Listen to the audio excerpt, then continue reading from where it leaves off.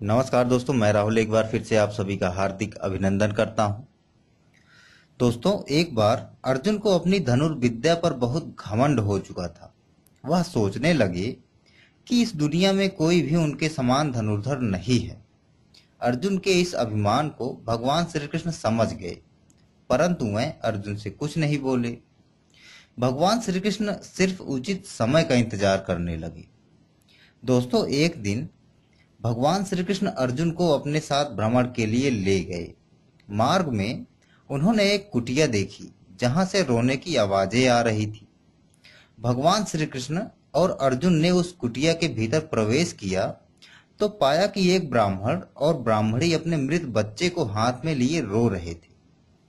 वासुदेव श्री कृष्ण को देखकर ब्राह्मणी उनके समीप आई और रोते हुए अपनी व्यथा सुनाते हुए बोली कि हे प्रभु, मेरी जब भी कोई संतान जन्म लेती है तो वह जन्म के समय पश्चात ही मृत्यु को प्राप्त हो जाती है। हे प्रभु, क्या हम सारे जीवन संतानहीन रहेंगे? भगवान श्री कृष्ण उस ब्राह्मणी को समझाते हुए बोले कि ये सब तो नियति का खेल है, उसके आगे हम कुछ नहीं कर सकते। दोस्तों, भगवान श्री कृष्ण के समीप खड़े हुए अर्जुन अपनी धनुर्विद्या के अभिमान में डूबे उस ब्राह्मणिन से बोले कि तुम्हें अब और दुख सहने की जरूरत नहीं है, मैं स्वयं तुम्हारे पुत्रों की रक्षा करूंगा। इसके बाद अर्जुन उस ब्राह्मणिन के पति से बोले कि इस बार तुम अपनी पत्नी के प्रसव के समय मुझे बुला लेना, देखता हूं कौन तुम्हारे बच्चों के प्राण हरता है।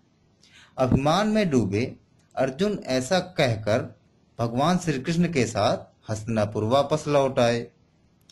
दोस्तों, जब उस ब्राह्मण की पत्नी के प्रसव का समय आया तो इस बार फिर यमराज उन ब्राह्मण दंपतियों के बच्चे के प्राण हर लेकर चले गए। ब्राह्मण दौड़ा दौड़ा अर्जुन के पास आया और अपनी सारी व्यथा अर्जुन को सुनाई। ब्राह्मण के वचन सुनकर अर्जुन ने कहा कि तुम चिंता ना करो, मैं तुम्हारी संतान को यमराज से वापस ले आऊंगा, और अगर ऐसा नहीं कर पाया तो मैं आत्मदाह कर लूंगा। अर्जुन उस ब्राह्मण की संतान को बचाने यमलोक पहुंच गए दोस्तों, तथा यमराज को युद्ध के लिए चुनौती दे दी। दोस्तों, यमराज और अर्जुन के मध्य बहुत भयंकर युद्ध हुआ। दोनों ने एक से बढ़कर एक अस्त्रों एवं शस्त्रों का प्रयोग किया, परंतु युद्ध का कोई परिणाम नहीं निकल रहा था।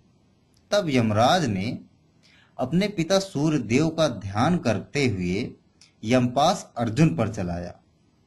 दोस्तों, जिसका वार इतना घातक था कि अर्जुन के तीर भी उन्हें नहीं बचा पाए और वह मूर्छित होकर सीधे धरती पर आ गिरे।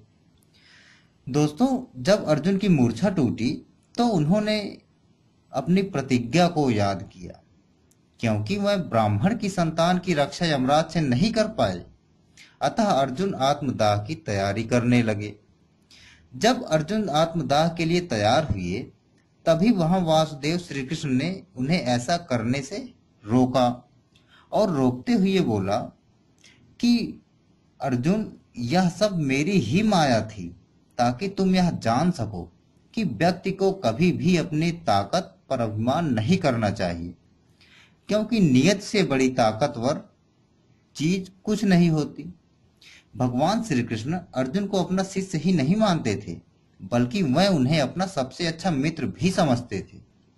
जब श्री कृष्ण को यह एहसास हुआ कि उनके मित्र अर्जुन को अपने शक्ति एवं सामर्थ्य का अभिमान हो चुका है, तो उन्होंने इसके लिए यह सारा खेल रचाया, ताकि अर्जुन को यह एहसास कराया जा सके कि अर्जुन के हाथों में सब कुछ नहीं है। ऐसा कर भगवान श्री कृष्ण अर्जुन के प्रति अपनी मित्रता का फर्ज निभाया तथा उनके अहंकार को चूर किया।